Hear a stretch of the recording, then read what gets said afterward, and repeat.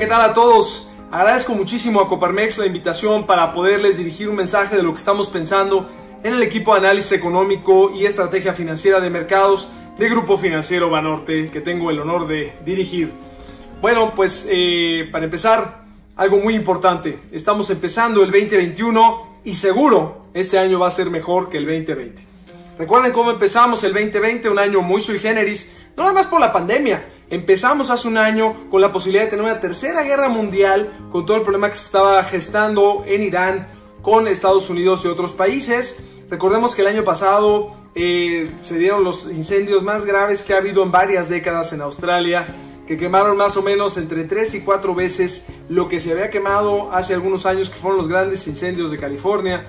Recordemos que también hubo la peor invasión de langostas en el este de África en más de 70 años y que además, algo bastante inusitado, más de 10 volcanes del Cinturón de Fuego del Pacífico hicieron erupción al mismo tiempo. Entonces empezamos con eso y luego llegó COVID. Entonces claramente fue un año muy sui generis y empezamos con el pie derecho en 2021 para empezar porque habrá vacuna. Ya está la vacuna, ya se empezó a administrar desde diciembre del año pasado y es lo más importante para los mercados y la economía y para el ser humano sin duda. Entonces empezando con esto les quiero platicar los 10 puntos más importantes de este año 2021.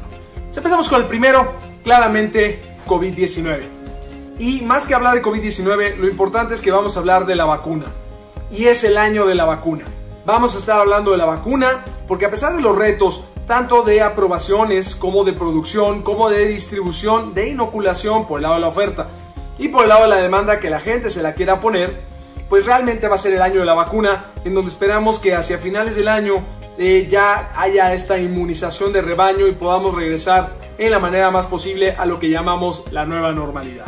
Entonces hay muchos retos de la vacuna, como he estado diciendo. En el caso de México, afortunadamente, entre los claroscuros que podemos platicar de cómo se ha manejado el tema de la pandemia, la verdad es que yo creo que fue un gran acierto que el gobierno federal comprara estas más de 198 millones de dosis de diferentes vacunas para poder pues vacunar a la población. Entonces va a ser eso el gran tema del año sin duda, y cómo, por ejemplo, en países van a poner restricciones. Oye, si no te pusiste la vacuna no puedes viajar a este país, etcétera, porque lo que se quiere es que la inmunización de rebaño no sea por país o por región, sino sea a nivel mundial. Entonces, afortunadamente, esa es la luz al final del túnel, y eso es por lo que se mantienen optimistas los mercados y las economías y en general el ser humano. Poder volver a salir sin utilizar cubrebocas, poder estar en una fiesta con amigos, ir a eventos donde hay interacción humana, ¿no? Conciertos masivos, etcétera.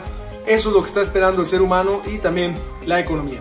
Ese es el punto 1. Punto número 2, el tema de la reactivación económica. Claramente, con el tema de COVID, pues tuvieron que instrumentarse todas estas cuarentenas o estas políticas de distanciamiento social y de confinamiento que hicieron que apagara la economía al unísono, ¿no? Pero a la hora de reabrirla, cuando ya bajó las olas de contagio, aunque sabemos que hubo varias olas, pues ¿qué pasó? Que a la hora de reabrir la economía hubo sectores que no pudieron abrir por restricciones del gobierno, unos que no pudieron abrir simplemente porque no tenían demanda, y unos que pudieron abrir pero que enfrentaron una demanda mucho más débil que la que tenían en pre-COVID, ¿no? Como es el caso de los restaurantes, etc. Entonces, ¿esto qué te provocó? Pues que la reactivación económica no se diera en forma de V chica, ni de U, ni de W, y no le estoy pidiendo una porra, sino que se estuvieran, digamos, reactivando en forma de palomita de Nike.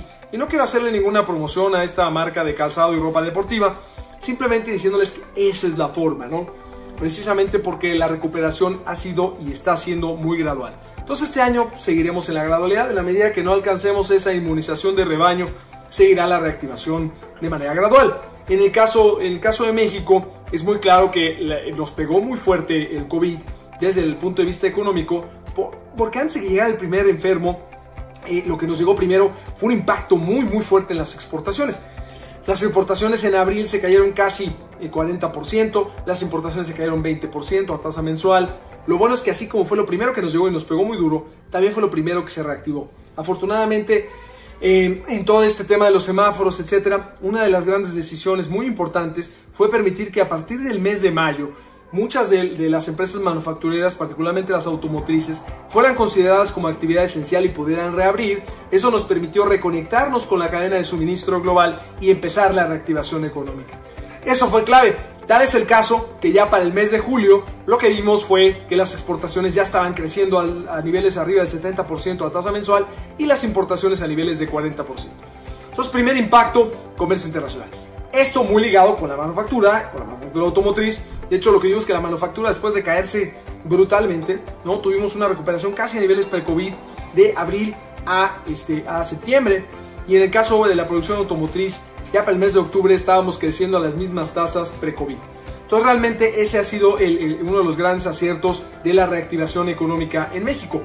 Eso un poco por el lado de la oferta. Por el lado del empleo, antes de pasar al lado de la demanda, sí tuvimos una pérdida de empleo formal muy importante de 555,000 empleos en mayo. Se siguieron perdiendo empleos desde abril, se perdieron empleos en mayo, junio, julio. Lo bueno es que a partir de agosto empezó la generación de empleo, ¿no? Tal es el caso que continuó durante todo el año, aunque en diciembre siempre tenemos una pequeña pérdida de empleos por todos estos empleos temporales. Sin embargo, pues nos quedamos con un saldo todavía negativo de poco más de 500,000 de empleos que hay que generar y que pues se va a tardar un tiempo en generarse. Ahora, al lado de la demanda, lo que vimos es, por ejemplo, las ventas de ANTAD, como después de haber caído cerca de 22% en abril, ya para los meses de agosto, septiembre, octubre ya teníamos números positivos, ¿no? Y siguieron números positivos. En el caso de las empresas de autoservicio, pues les fue muy bien todo el año, números negros. De hecho, en abril tuvieron un incremento casi de 9% en las ventas, debido a las compras de pánico, de papel de baño, agua, etcétera, de latas, ¿no? Después siguieron en números negros todo el año. Y las departamentales, que sufrieron fuertemente en abril con caída de 73%, se recuperaron hasta agosto, septiembre, y ya después de ahí se fueron a unos crecimientos, inclusive en el mes de noviembre con el Buen Fin, que más que un Buen Fin fue una buena quincena porque fue de manera extendida. Pues ya vimos unas tasas de crecimiento arriba del 7% en las tiendas departamentales. Y si nos vamos a la venta de autos, pues normalmente la venta de autos está muy correlacionada con la masa salarial, es decir, cuánto se incrementa el empleo multiplicado por el incremento del del salario real, ¿no? Entonces, la masa salarial y la venta de autos va a una línea encima de la otra. Lo que vimos es que en abril, con el cierre de concesionarios, a pesar de que pues había algo de crecimiento de la masa salarial, pues no se reflejaba en la venta de autos, porque qué importa que tengas empleo o incremento de sueldo, no te lo puedes ir a comprar con los concesionarios cerrados. Sin embargo, una vez que reabrieron los concesionarios, se recuperó esta relación estadística de largo plazo y vimos una recuperación en la venta de coches en México. Y con todo esto, bueno, pues el año pasado todavía no tenemos el dato de cuánto cayó el PIB oficial, pero la mayoría del consenso y nosotros en el equipo de análisis desde hace varios meses estamos pensando que la economía caería 9% en el 2021, ¿no? Que es la peor caída del PIB que ha tenido nuestro país desde 1932. Y mucha gente se preocupa mucho porque las crisis en los 80s y 90s fueron espantosas, se perdieron sueños, capitales se desvanecieron. Entonces, imagínense que el año pasado vivimos la peor recesión desde 1932. Entonces, lo que sí les quiero decir es que sí ha sido la peor recesión, pero no la peor crisis. Afortunadamente, ¿qué vimos? Bueno, no vimos una depreciación cambiaria o devaluación, como solíamos decirles, porque teníamos tipo de cambio fijo en los 80s y 90s de 200 o 300%.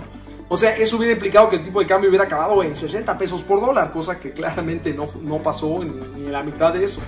Entonces, eso ya no está en el mapa. Esas depreciaciones o devaluaciones cambiarias tan grandes que jalaban a la inflación arriba de niveles de 100, 150%, y las tasas de interés, que la mayoría, como ustedes saben, eran variables, no fijas, se iban también arriba del 100%, la verdad es que eso ya no ocurre, ¿no? Hay 4 factores que nos han ayudado mucho, que son tener un régimen de tipo de cambio flexible, tener una ley de responsabilidad fiscal y hacendaria que se ha cumplido a rajatabla, un sistema financiero muy sólido y tener también un banco central autónomo. Entonces, estos 4 pilares han hecho que sí podamos estar experimentando la peor recesión desde 1932, pero no la peor crisis, ¿no? Yo creo que eso es muy importante. Ahora, junto con pegado de toda la reactivación económica, tanto a nivel global como local, ha venido acompañada de de tercer punto, que es laxitud monetaria y fiscal.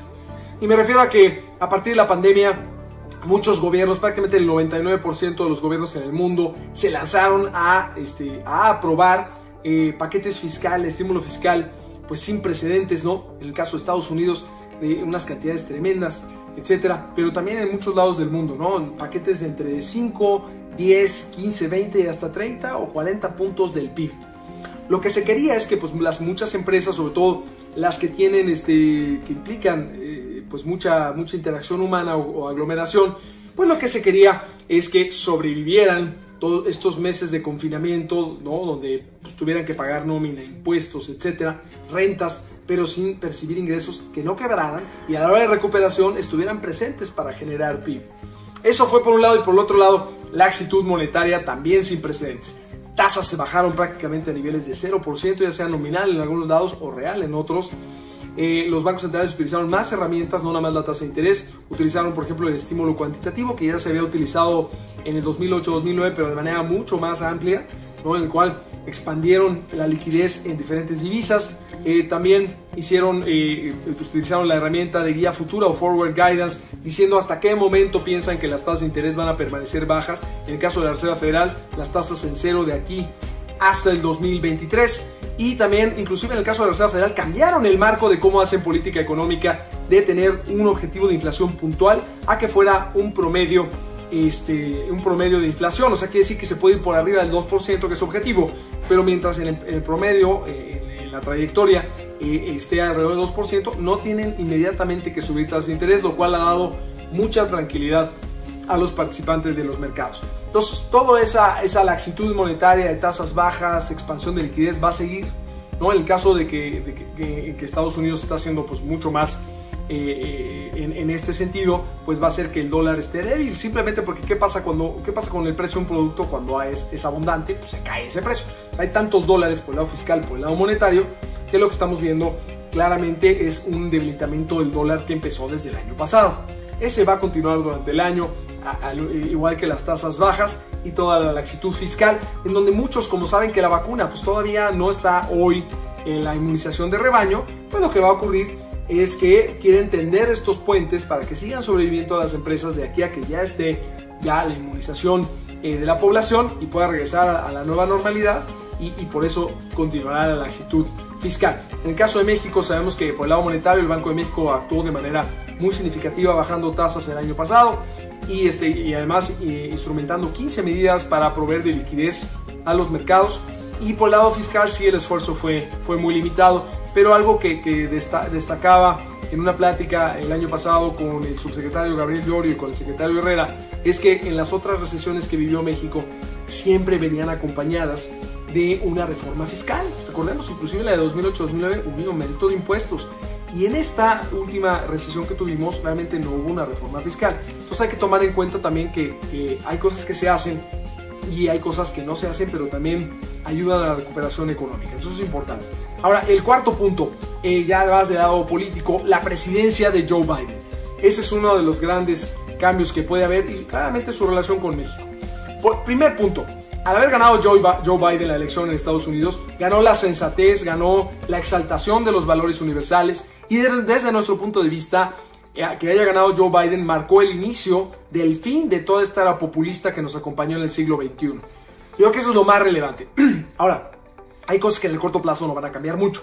Por ejemplo, el TEMEC va a seguir, que bueno, no por ser el bebé de Trump quiere decir que Biden no lo vaya a querer, al contrario. El TEMEC tiene más aspectos demócratas que lo que tenía el Telecano o el NAFTA anterior, que además Joe Biden cuando era senador votó en favor del Tratado de Libre Comercio original, ¿no? Y después como vicepresidente votó por la Alianza Transpacífica. Es alguien que sí cree en el libre comercio, pero que pues cree que tiene que ser justo o lo más justo posible, y por eso el TEMEC le gusta más a los demócratas y a Joe Biden también. Ahora, la tensión con China, no quiere decir que porque ganó Biden ya se van a arreglar las cosas con China, para nada. Lo que vemos aquí es que la tensión va a seguir, ya no con tuitazos, con insultos, con imponiendo aranceles sin razón, pero sí es muy factible que continúe la tensión con China, porque se están peleando Estados Unidos y China la hegemonía comercial, la hegemonía política y la hegemonía tecnológica con las redes de 5G, entre otras cosas. Entonces esa va a seguir, y eso puede beneficiar a México desde el punto de vista en que hay que diversificar el riesgo China, y además la pandemia dejó claro que muchas empresas quieren tener a sus proveedores más cerca, ¿no? Lo que llaman nearshoring, lo cual es muy factible que entonces muchas de las inversiones que iban a ir a China o que están en China puedan venir a Norteamérica, en particularmente México. Entonces México se va a beneficiar de eso. Ahora, estos son los cambios de corto plazo que no se ven tan significativos, sigue la tensión con China, vamos, versus si hubiera ganado Trump. Los grandes cambios serán en el mediano plazo, porque una de las cosas por las cuales los mercados están muy contentos es que haya ganado Biden, pero con un Congreso dividido. Es decir, que los demócratas tengan el control de la Cámara Baja, que ya tenían desde la legislatura anterior, pero que no tengan el control del Senado. Eso lo que va a hacer es que le va a complicar o inclusive a no permitir a Biden a subir impuestos como él quiere. Entonces es en ese sentido, por eso el mercado está tan contento, y los grandes cambios vienen en mediano plazo. Para empezar, retomar la globalización. Aunque en los primeros 100 días de Biden, que está a punto de empezar su administración el próximo 20 de enero, aunque en sus primeros 100 días seguro va a poner los temas en la agenda, que son regresar al acuerdo nuclear con Irán, a los acuerdos de París, a retomar las negociaciones de la Alianza Transpacífica, esos no van a suceder más que en la agenda en el corto plazo, porque la prioridad es la pandemia, ¿no? Y la vacunación. Sin embargo, en el mediano plazo sí va a ser muy importante cómo Estados Unidos retoma esa globalización, ¿no? Y eso va a ser relevante. Volver a apoyar a la OTAN, volver a darle fondeo a la Organización Mundial de la Salud, volver a apoyar la Organización Mundial de Comercio. Son muchos factores que dejó Trump mal en el tema del globalizador y que Biden los va a retomar en beneficio de todo el mundo. Ahora, en todo esto hay dos cosas en donde puede generarse una tensión con México. Una de ellas es el TEMEC por el lado laboral, pero eso no hubiera sido tan diferente con Trump. De todas maneras, ya los agregados del Departamento del Trabajo ya están en México y están revisando que las empresas que cumplan con todo lo especificado en el tratado en temas laborales, lo cual está bien y es en beneficio de los trabajadores mexicanos, ¿no? Y de un comercio más justo a nivel internacional. Pero lo que sí puede ser importante, que tiene mucho que ver con el TEMEC, es el tema ambiental, ¿no? Y el otro, el tema del petróleo. ¿Por qué? Porque va junto con pegado. Pero, por ejemplo, que Estados Unidos vuelva al acuerdo nuclear con Irán le va a permitir a Irán exportar petróleo de manera legal. ¿Y eso qué pasa? Pues que va a ponerle presión al precio del petróleo a la baja, ¿no? Entonces es uno. Y por otro lado, todo el esfuerzo que quiere hacer Biden por dejar de utilizar energías, pues digamos, no limpias o provenientes de los hidrocarburos, pues lo que va a hacer es que impulse muchísimo las energías limpias y pues no va a estar alineada a la política energética de Estados Unidos y México como estuvo con Trump. Entonces eso va a generar una tensión con México, lo cual yo creo que es una tensión bienvenida para que nuestro país corrijamos nuestro rumbo energético, pero va a ser una tensión, ¿no? Y esa va a ser en el mediano plazo, sin insultos, sin tuitazos, simplemente pues de manera muy institucional, ¿no? Ya sea con acercamientos, negociaciones o inclusive arbitrajes legales a nivel internacional. Pero yo creo que ese es el tema con Biden. Yo creo que son muchas cosas positivas. Tampoco pensemos que es el gran salvador del mundo, pero sí es retomar mucho de lo bueno que desafortunadamente no solo dejó Trump, sino que lo destruyó. Eso es muy importante. Nos vamos al punto número 5, que es los cambios estructurales que no nada más generó COVID, sino cambios estructurales. A ver, los ciclos económicos, al menos en Estados Unidos, y el ciclo económico mundial, de los 60 para acá, han durado 5 años en promedio, algunas veces más, etc. Bueno, este último ciclo duró 10 años, de 2010 a 2020. Entonces ya como que la economía ya estaba en tiempos extras, vamos a decir así. Ya muchas empresas que a lo mejor por el desarrollo tecnológico ya tenían que reestructurarse o de plano desaparecer. Pues ¿qué pasó? Que no pasaba, seguía el ciclo económico, y COVID lo que hizo fue no solo invitar a repensar las estrategias de las empresas, sino obligarlas. Entonces en ese sentido, ¿qué pasa? Que junto con COVID, que lo que hizo fue acelerar la adopción digital de maneras muy significativa, ¿no? Inclusive hay memes que dicen, ¿quién es el responsable de que se digitalizara tu empresa? ¿Tu director de tecnología, la consultoría que contrataste? ¿O fue COVID? Dijo, fue COVID. Claramente los directores de tecnología fueron muy importantes, porque si no pones las bases no funciona, ¿no? Con las consultorías. Pero realmente COVID aceleró muchísimo, como ustedes saben, la adopción digital, ¿no? Mucha gente que no se atrevía a comprar en línea, compra en línea ya de manera regular. Pues ya tenemos estos webinars, ¿no? Mucha gente utiliza Zoom, que a lo mejor ya unos estamos un poco hartos de las pantallas y queremos ver personas físicamente, ¿no? Pero definitivamente muchos viajes de negocios se van a eliminar por este tipo de reuniones mucho más efectivas. Entonces todos estos cambios, inclusive el teletrabajo, ¿no? El famoso home office, en el cual a lo mejor unos ya están hartos y ya quieren irse a su oficina, pero la verdad es que es muy factible que muchas empresas digan, bueno, ¿para qué tengo este edificio rentado en un lugar muy caro cuando puedo tener mucha gente muy contenta conviviendo más con su familia en home office, ¿no? Entonces va a haber un cambio muy estructural muy importante con la combinación de la pandemia, aunque ya haya vacuna, y la combinación de que el ciclo económico ya venía, digamos, desgastado. Entonces, en ese sentido, estos cambios, a lo mejor hay empresas que pues van a tener que repensar sus estructuras y van a despedir gente. Va a haber empresas que les ha ido muy bien, como todas estas empresas de logística, donde van a tener que contratar gente. pero en el neto va a haber costos de transición, y esos costos los paga pues el ser humano, los paga la economía, y eso lo que va a ocurrir es que pues haga que las tasas de crecimiento post-COVID sean un poco lentas, ¿no? Ahora, habiendo dicho eso, recordemos qué pasó hace 100 años, ¿no? ¿Qué pasó hace 100 años? Hubo la influencia española, venían de la Primera Guerra Mundial, y hubo estos famosos Roaring Twenties, ¿no? Estos años 20 donde la gente bailaba Charleston, se compraba su coche, su Ford Modelo T, ¿no? La gente gastaba, había mucha riqueza, creció muchísimo el PIB del mundo. Y en estos Roaring Twenties es factible que se vuelvan a repetir en estos 20s, cuando la gente ya pueda salir y diga, ahora sí me voy a hacer mi viaje que siempre quise hacer, me voy a comprar esto, etc. Entonces es factible que tengamos los Roaring Twenties en este siglo, pero es factible que no pasen en 2021 y tal vez ni siquiera en 2022, sino que empiecen hasta 2023, cuando pasen todos estos cambios estructurales de los que estamos hablando, ¿no? Punto número 6, muy importante, tema político a nivel global. Hay muchas elecciones, y también en México, ¿no? En el mundo hay elecciones presidenciales muy importantes, en Latinoamérica, por ejemplo, en Perú, en Ecuador, en Chile, y en Chile además con una nueva constitución.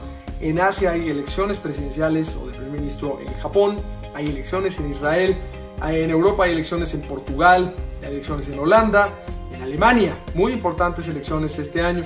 Y en el caso de México vamos a tener elecciones el 4 de junio de este año, elecciones para renovar toda la Cámara de Diputados y pues muchos congresos locales, muchos ayuntamientos, pero también 15 gubernaturas, entre los que están estados muy relevantes, claramente, como es el caso de Nuevo León, y muchos otros más sin duda relevantes. Y pues van a votar aparentemente un 30% de la población del país, ¿no? Al menos en esos estados ahí vive el 30% de la población del país, que genera un tercio del PIB de nuestro país. Y en este sentido, pues van a ser las elecciones intermedias más grandes que ha tenido México en su historia. Son muy relevantes.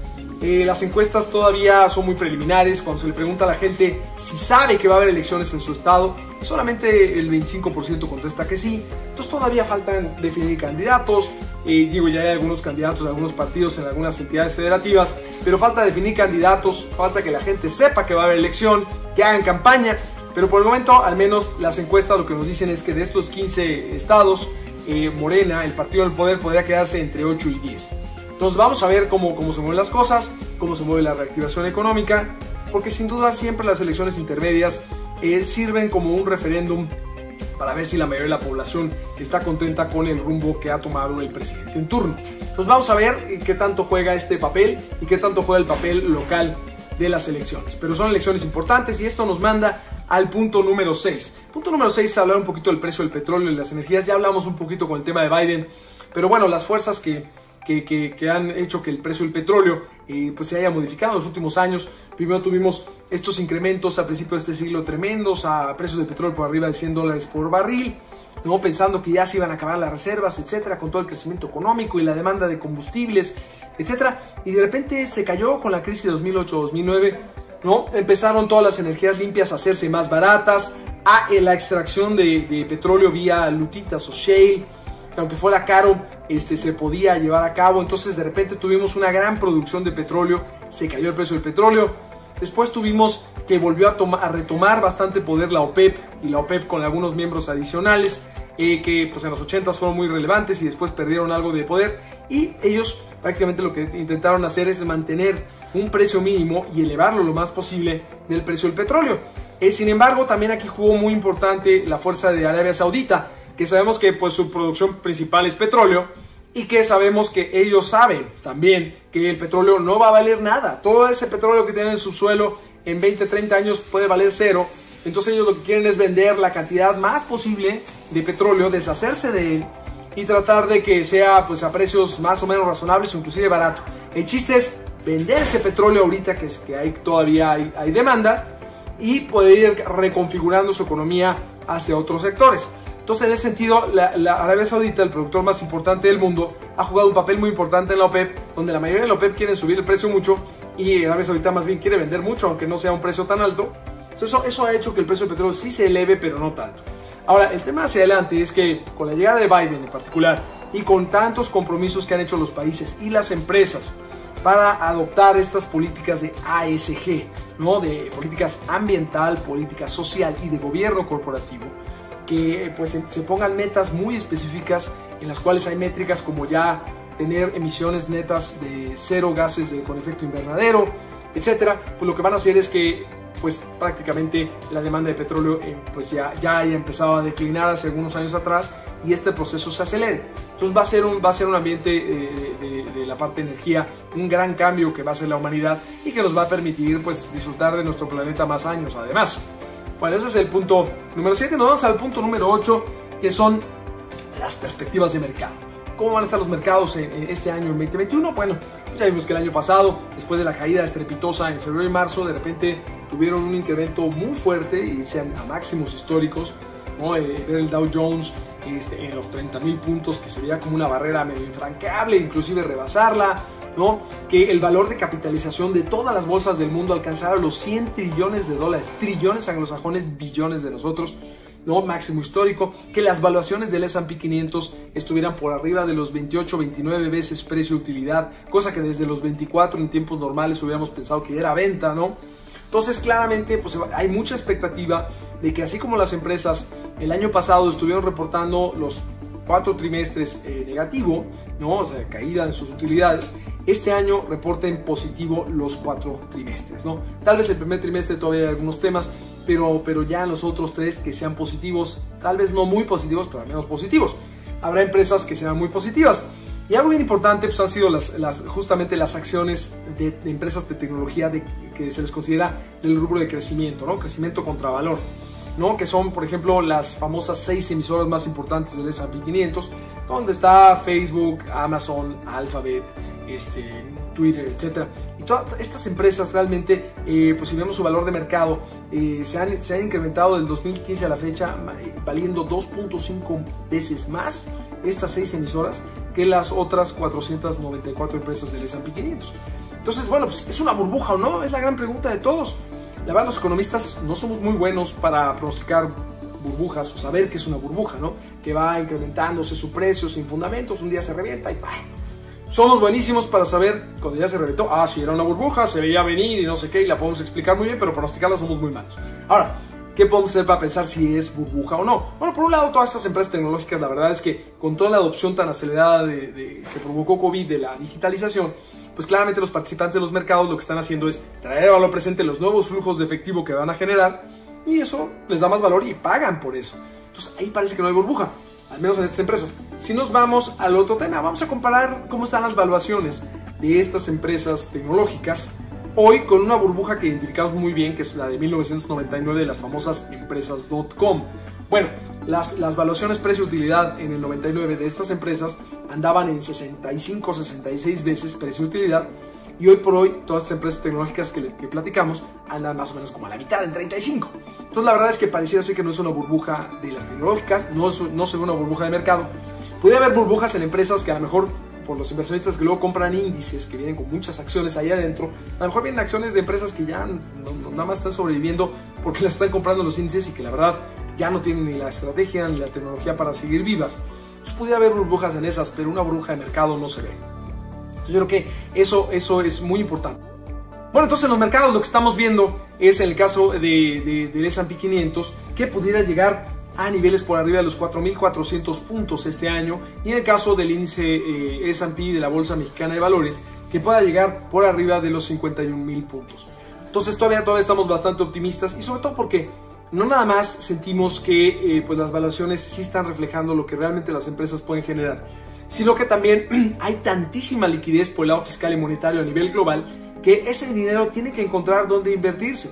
Entonces, primero pues encontró en estas empresas de digitalización, en bonos que les pagan en muchos casos tasas negativas o con diferenciales en los bonos corporativos con respecto a los bonos gubernamentales muy pequeños. Entonces, este dinero desbordándose de liquidez también ha encontrado cabida ahora desde finales del año pasado en transitar de las acciones de crecimiento, como todas estas tecnológicas, a acciones de valor, ¿no? Desde growth a value, ¿no? Entonces, pues también ha crecido toda esta parte de las demás acciones en las bolsas del mundo. Entonces eso todavía pues tiene mucho empuje en las bolsas este año. Y algo bien importante, también han buscado lugares que a lo mejor no habían estado en algunos años o algunos meses, como es el caso de la bolsa en México. En las bolsas en México, pues la verdad es que se tardó muchísimo en recuperarse, pero vimos que en los últimos 2 meses del año pasado hubo una recuperación muy significativa, tanto en los niveles de capitalización como en los múltiplos, que de haber estado en noviembre en múltiplos pues, prácticamente de crisis a principios de noviembre, ya terminó el año con múltiplos ya más cercanos al promedio de los últimos 5 años. Entonces, en ese sentido, sí vemos todavía cabida ahí. Vemos un dólar débil, como lo hemos estado diciendo, con tanta liquidez. Entonces, en el tipo de cambio peso-dólar, estamos viendo que este año podría llegar a estar a finales de este año en 19 pesos por dólar, para terminar el año alrededor de 19.80. Nuevamente, cuando termina el año, muchos fondos de inversión para irse de vacaciones reducen posiciones de riesgo y ven al peso como una posición de riesgo, entonces la venden y luego la vuelven a recomprar el siguiente año. Entonces, así estamos viendo las bolsas, el tipo de cambio. Las tasas de interés, en ese sentido, vemos, por ejemplo, en el caso del Fed, pues no va a mover mucho las tasas, prácticamente no vemos movimiento de nada, no vemos movimiento en Europa, no vemos el Banco de Inglaterra ni en Japón. Vemos más bien que continuará esta mega laxitud monetaria con tasas cercanas a cero y estímulos cuantitativos, todo lo demás que hemos platicado. Y en el caso de México, yo creo que hay espacio para que el Banco de México baje un poco más las tasas. Recordemos que el año pasado, en las últimas 2 reuniones, ya no bajó la tasa después de muchas reuniones consecutivas de bajar las tasas, y en las últimas dejó la tasa en 4.25%. Entonces, en este 2021, tan pronto como en la primera reunión, que faltan algunas semanas, será el 8 de febrero, pensamos que va a empezar a bajar la tasa, 25 puntos base más, para dejarla en 4%, y la vuelve a bajar en las siguientes 2 reuniones para dejarla en 3.50%. Entonces, yo creo que la tasa en México va a acabar este año en 3.5%. La economía pues sigue debilitada, aunque se ha estado reactivando. La inflación está muy controlada, acabó muy bien el año pasado, muy cercana al 3%, y en este año la inflación de este mes de enero es muy factible que esté por abajo del 3% en términos anuales.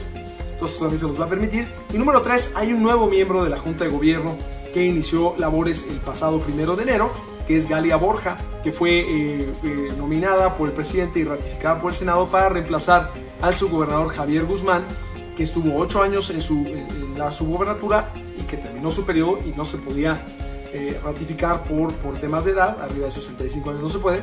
Entonces entra Galia Borja. Ella no ha tenido mucha participación pública, ni tiene escritos ni entrevistas platicando de política monetaria. Entonces nos es difícil a los analistas saber de qué lado va a estar, si va a ser alguien que quiere subir las tasas, bajarlas, más preocupada por la inflación que por el crecimiento, o por el crecimiento. Sin embargo, habiendo sido tesorera de la Federación, lo que vemos que nuevamente, pues al menos ella estuvo pagando los intereses de los CETES. Pues, ella pues, en cierta medida pensaríamos que le gustaría ver tasas más bajas para quitarle un poco de peso al gobierno federal, ¿no? Además que ellos fueron los que la nominaron.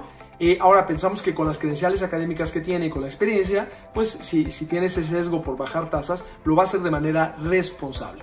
Entonces, sin embargo, bueno, pues ya en la última junta del Banco de México, 2 miembros de la Junta de Gobierno votaron por bajar la tasa. Entonces, se une un tercer miembro que pensamos que tiene ese sesgo de bajar tasas. Es muy factible que empiece a bajar tasas tan pronto como este 8 de febrero. Y hacemos las tasas en el caso de México, ¿no? Y aquí nos vamos ya al punto número 9. El punto número 9 tiene que ver con aspectos pues más estructurales de la población a partir de la recesión que detonó COVID, como temas de pobreza y desigualdad a nivel global. Son temas muy relevantes. Por ejemplo, la economista en jefe del Fondo Monetario Internacional el año pasado, a finales, dijo, Gita Gopinath se llama. Gita Gopinath dijo que era muy factible que en el 2020 se generaron cerca de entre 80 y 90 millones de pobres en el mundo. Y es una situación sumamente triste porque había habido un crecimiento sostenido que había disminuido el número de pobres en nuestro planeta, y desafortunadamente el año pasado pues sí, el impacto fue tan desigual por regiones, por países, dentro de los países y en los diferentes niveles de las clases socioeconómicas, que sí va a ser un tema que tiene que paliar los gobiernos, las empresas y todos nosotros, ¿no? Entonces ese es un tema. Ahora en el caso particular de México todavía no está la medición, pero hay estudios, por ejemplo, de una economista argentina, pero que vivió muchos años en México, hoy es profesora de la Universidad de Tulane en el estado de Luisiana, que escribió un paper el año pasado utilizando la encuesta de ingreso-gasto y otras estadísticas de México, y lo que ella opina es que, y comparó además cómo se comportó estos niveles de pobreza con otros países de Latinoamérica como Brasil, Chile, etcétera, y lo que se ve es que pudo haber habido un incremento de 10 millones de pobres en México. Muy triste, porque además si en el mundo van a ser 80 o 90, vamos a proveer una buena parte de estos nuevos pobres muy desafortunadamente. Entonces, este es un tema muy relevante que hay que poner en la agenda y hay que luchar para que vuelvan a salir de esa pobreza y que tengan las oportunidades de salir adelante, ¿no? Que tengan un trabajo digno, que puedan comer, tener lo mínimo para salir adelante y que puedan ellos mismos ya poder tener esa movilidad socioeconómica. Y en el caso de la desigualdad en el 2019, no el año pasado, sino el 2019 fue un tema muy, muy importante. Vimos cómo, una de las características del 2019, cuando hacíamos reflexiones, era justamente que hubo estas, digamos, muy violentas protestas y manifestaciones. Vimos unas en Chile, ¿no? En la Suiza de América, que se veía difícil ver toda esa gente destruyendo y quemando estaciones del metro, etcétera. Pero no nada más fue en Chile, lo vimos también en Ecuador, lo vimos en Bolivia, lo vimos también en Líbano, lo vimos en Hong Kong, algunas razones distintas, pero en general una era la razón principal, la desigualdad, ¿no? Por ejemplo, en Chile fue porque aumentaron el precio del boleto del metro en hora pico, en el caso del Líbano porque querían poner un impuesto a las llamadas por WhatsApp, etcétera. Pero en todos los lugares esas fueron las gotas que derramaron el vaso de este sentimiento de que a otros les ha ido mejor que a otras clases socioeconómicas, inclusive con preparación, con estudios y con mucho trabajo. Entonces este tema de desigualdad, desafortunadamente, en lugar de mejorarse, empeoró sin duda con el tema de COVID, ¿no? Para empezar, por los accesos al sistema de salud, ¿no? Por el tema del dinero y el tipo de empleo, o si perdieron el empleo durante los confinamientos. Entonces estos van a ser temas muy relevantes en la agenda de todo el mundo. Seguro lo vamos a ver en los primeros lugares, en las reuniones del Fondo Monetario, en las reuniones del Foro Económico Mundial de Davos, que ahora este año no va a ser en Davos y no va a ser ahorita en enero, sino va a ser hasta mediados de año en Singapur, ¿no? Pero bueno, yo creo que eso va a ser muy relevante en la agenda del G20 también. Y esto nos deja en el punto número 10. El punto número 10 son los unknowns, los desconocidos. O sea, eso siempre están. ¿Por qué le pones un punto, no? De estos 10 puntos. Yo creo que, siempre están ahí y normalmente la gente no los pone ni piensa por dónde pueden venir, porque casi nunca pasan, ¿no? O porque son eventos tipo cisne negro, Black Swans, que ocurren con menos de 5% de probabilidad y cuya severidad es tan grande que mejor ni siquiera los ponemos en el mapa. Pero dado lo que pasó en el 2020, creo que estamos obligados a pensar un poco fuera de la caja y por dónde puede venir algo desconocido para tratar de estar preparados en la medida de lo posible. Y uno de estos, por ejemplo, puede ser un gran ciberataque. Digo, ya tenemos varios años de pensar en que pudiera haber alguno. Ha habido algunos ciberataques, pero no un gran ciberataque que pudiera hacer que, por ejemplo, algún sistema financiero en el mundo de repente desaparezcan registros, etcétera, aunque se tienen muchas redundancias y es muy difícil que ocurra. Algún ciberataque muy, muy fuerte que, por ejemplo, en lugares donde ya está muy desarrollada la robotización, pues los robots hagan cosas, no como Terminator, pero alguna cosa que pueda ser grave, que pueda pues infligir un impacto humano o económico muy, muy importante de gran severidad. Entonces, esta puede ser una de ellas. Ahora también tenemos el cambio climático, ¿no? No se ha hecho lo suficiente para paliar el cambio climático. Y lo peor es que mucha gente pensaba que el cambio climático es normal y que pues, de repente tenemos glaciaciones en la historia del ser humano o de la Tierra misma y luego no, etc. Y sí, efectivamente hay esos ciclos de la Tierra, pero yo creo que el año pasado con el COVID nos dejó claro que el ser humano sí tiene una participación importante en el cambio climático. Simplemente por haber cerrado la economía, ¿qué pasó? Pues vimos fauna considerada fauna silvestre, que normalmente no se veía en ciudades, llegó a las ciudades. Aves que normalmente ya no hacían ciertos trayectos de migración, empezaron a hacerlos. Vimos también fauna marina que no se acercaba a las playas, acercarse. Entonces vimos también, por ejemplo, los niveles de contaminación disminuir significativamente con el confinamiento, ¿no? Los gases de efecto invernadero disminuyeron significativamente, cerca de un 30% en el primer trimestre del año pasado contra el primer trimestre de 2019. Vimos que también el dióxido de nitrógeno, que también es una sustancia muy, muy relacionada con la contaminación en áreas urbanas, también disminuyó cerca de un 17% en el primer trimestre del año pasado con respecto al cuarto del 2019. Entonces, la verdad, sí queda claro que el ser humano sí tiene incidencia en el cambio climático. Entonces, esa sin duda ya estaba en las agendas de la mayoría de los grandes multilaterales o estas reuniones globales como el G20. Va a seguir y además cada vez va a permear más hacia las empresas.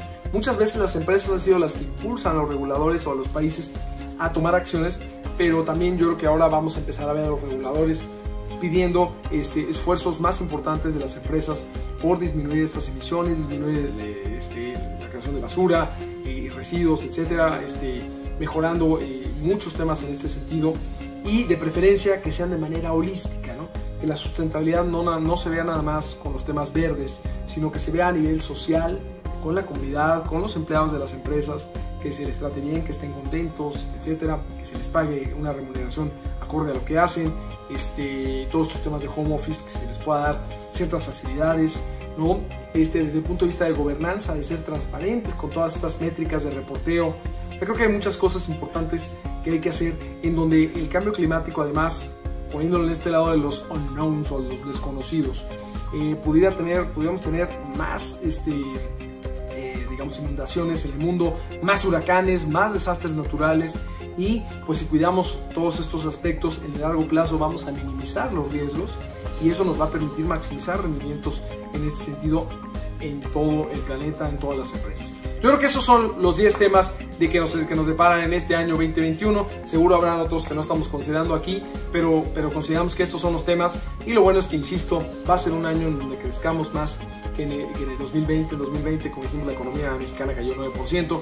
Este año esperamos que crezca 4.1% al menos. Estamos del lado optimista del espectro, ¿no? El consenso anda alrededor de 3.5%, con inflación controlada, un dólar débil, ¿no? Entonces, pues yo creo que tenemos muchas cosas por qué estar optimistas para este año, y como empezamos por el lado de la vacuna, con eso ya debemos estar optimistas, pero hay muchas cosas que nos pueden mantener optimistas y que nos pueden permitir haciendo lo que nos gusta, ir haciendo más todavía de lo que nos gusta, que tuvimos que dejar de hacer en el 2020, y hacer cosas por nuestro planeta.